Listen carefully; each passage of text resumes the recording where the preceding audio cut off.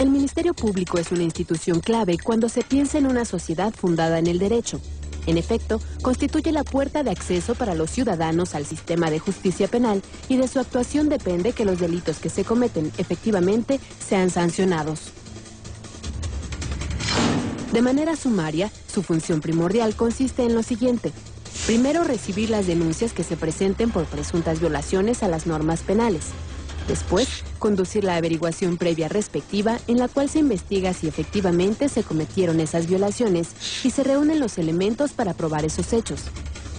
Posteriormente, ejercer la acción penal que significa consignar o bien presentar el caso ante un juez y finalmente sostener la acusación durante el juicio. Todas esas tareas suponen un alto grado de especialización y pericia técnica. De no ser así, se corre el riesgo de que la atención de las denuncias sea ineficaz, la investigación precaria, la consignación deficiente y, en consecuencia, que no pueda efectivamente sancionarse un ilícito. Uno de los mayores problemas que enfrenta hoy la sociedad mexicana es la gran impunidad que se genera a causa de un trabajo deficitario del Ministerio Público.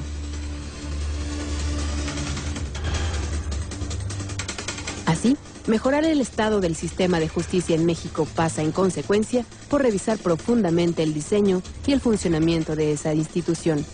Cifras recientes revelan que en nuestro país se castiga apenas 1 de cada 100 delitos cometidos.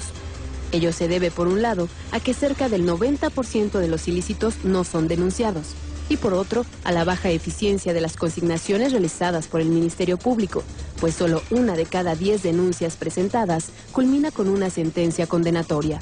Esas son solo algunas de las cifras de la dramática impunidad que priva entre nosotros y que se debe, en buena medida, a la ineficiencia de la Procuración de Justicia.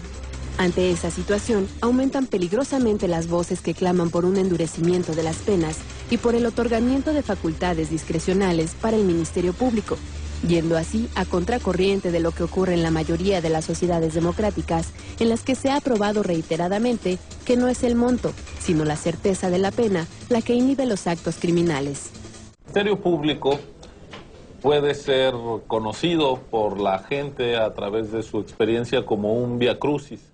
¿Qué y para qué? El agente del Ministerio Público, la función, digamos, ministerial propiamente dicha, lo que tendría de inicio es la persecución de los delitos. ¿Qué quiere decir esto?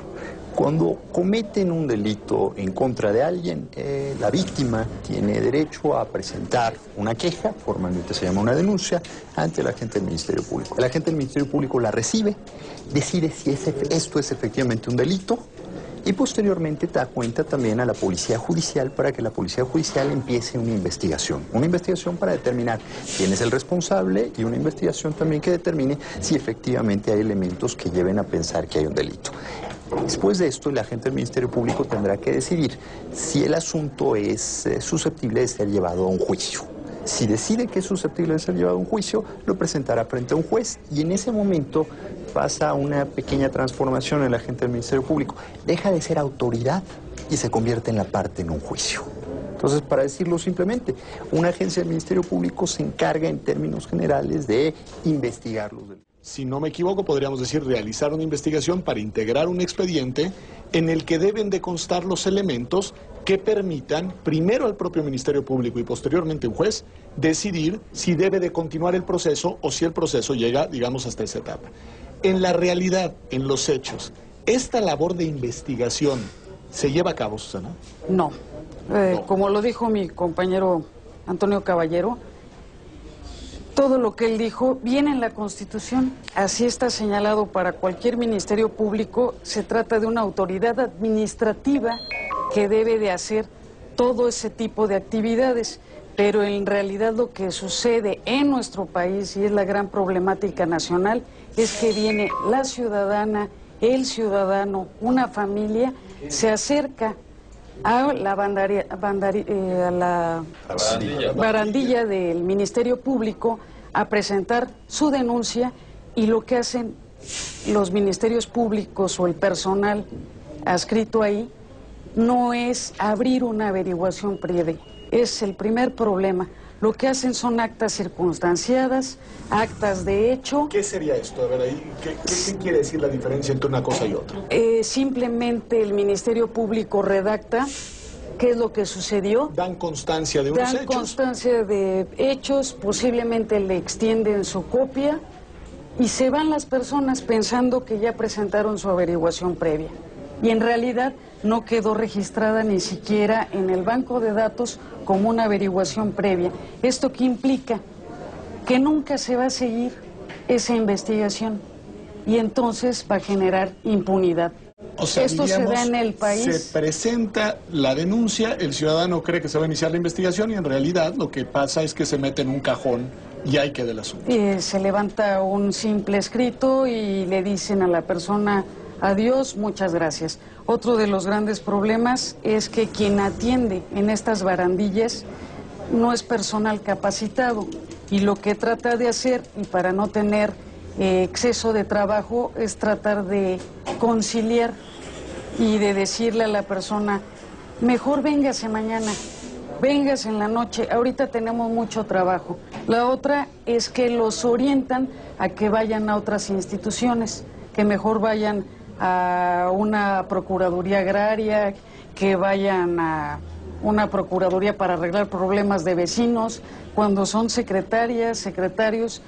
Se ha visto en la realidad también que los propios policías, que es personal operativo, orientan a las personas. Yendo al paso siguiente después de la barandilla, ¿no, Susana?